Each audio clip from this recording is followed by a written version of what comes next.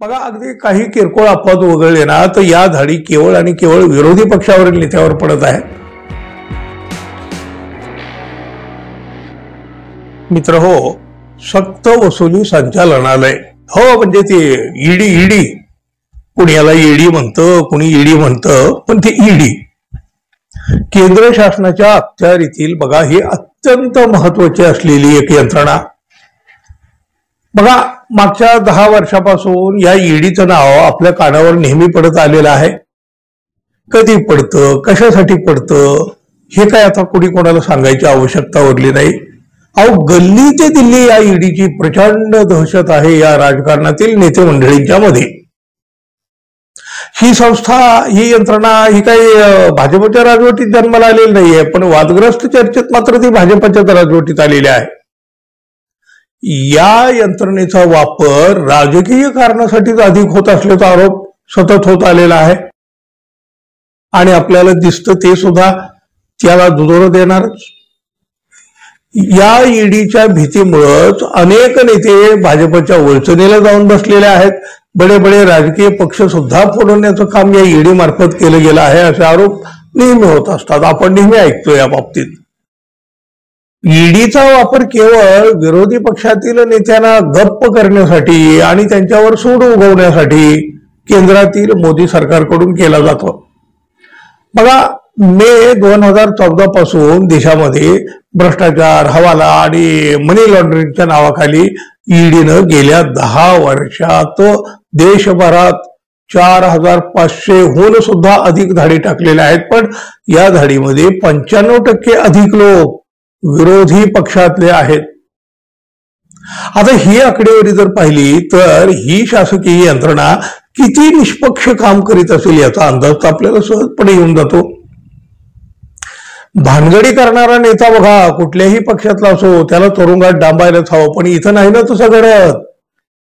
ईडीच्या नोटिसा जातात, मग हे नेते भाजपाला शरण जातात आणि मग पुढं सगळ्या चौकशा थंड थांबतात जिथल्या तिथं. कारवाई झालेल्या 95% पेक्षा अधिक लोक हे विरोधी पक्षातले आहेत.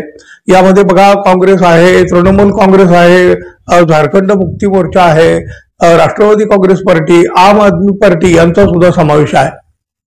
हे सगळे पक्ष विरोधी पक्ष आहेत. भाजपच्या नेत्यावर मात्र ईडीच्या धाडी पडल्या नाहीत. असं हे तर एकूण ईडीची जे कारवाई आहे त्यावरून तर ते दिसतं.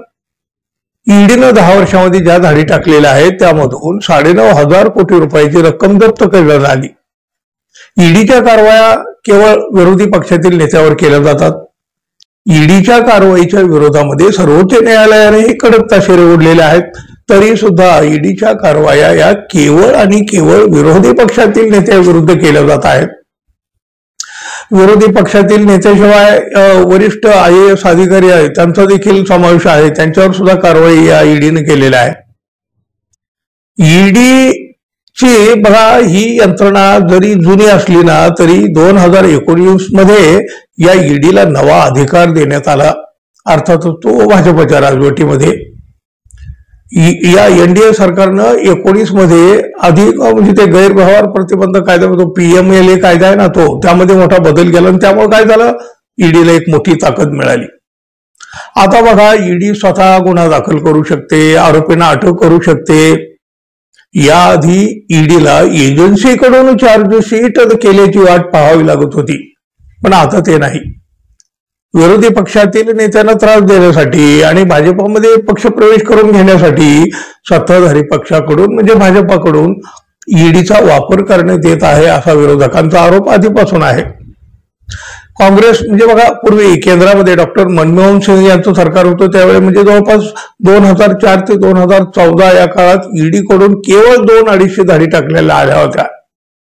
या धाडीमध्ये एकूण 800-900 कोटी रुपयाची रोख रक्कम देखील जप्त करण्यात आली होती. पण केंद्रातील सत्तेत मोदी सरकार आल्यापासून ईडीच्या धाडी प्रचंड वाढल्या.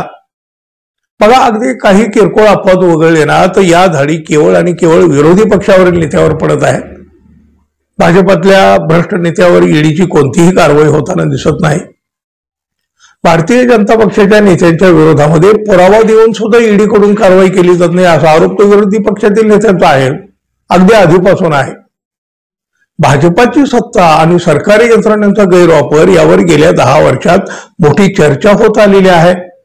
हे जे नक्की काय चाललंय त्याची माहिती आता अगदी वाड्या वस्त्यापर्यंत पोहोचलेली आहे. कोणाला माहित नाही ही ईडी. भाजपच्या राजवटीत 4 वर्षामध्ये 4,500 पेक्षा म्हणजे अधिक धाडी टाकल्या गेल्या. काँग्रेसच्या सत्ता काळात मात्र 10 वर्षात केवळ 200-250 धाडी टाकल्या गेल्या. 10 वर्षात त्या सर्व समावेशक होत्या. हे विशेष. राजकीय पक्ष बघून नव्हता किंवा कोणी पक्षात आला म्हणून त्याची चौकशा थांबत नव्हत्या. मग भाजपा सत्तेत आल्यावर ते सगळं का बरं बदललं? सरकारी यंत्रणांचा गैरवापर करून याआधी कधीही आजूच्या सारखं राजकारण झालेलं नव्हतं. ज्या संस्थाच्या राजकारणासाठी जसा वापर केला जातो तिथंच त्या संस्थाची विश्वासार्हता पुरती धुळीला मिळून जाते. म्हणजे कसं आहे बघा, आपलं तो बाब्या, दुसऱ्याचं ते कार्ट, आपलं ठेवायचं झाकून, दुसऱ्याचं बघायचं वाकून, असंच हे सगळं राजकारण आहे ना. विरोधी पक्षाचा आहे टाकाधाड, आपल्यासोबत आलाय सगळ्या चौकशा करा बंद. अहो, हे असलं राजकारण हे किती योग्य वाटतं हे राजकारण? आणि मग सांगा, तपास यंत्रणेच्या तरी हे हिताचं आहे का? तुम्ही सांगा मित्रांनो, या एकूण सगळ्या ईडी प्रकरणाबद्दल तुमच्या मनात काय विचार येतात किंवा तुम्हाला काय वाटतं किंवा आजवर तुमच्या मनात काय काय येऊन गेलं? जरूर सांगा. धन्यवाद. पुन्हा भेटू. तोपर्यंत नमस्कार.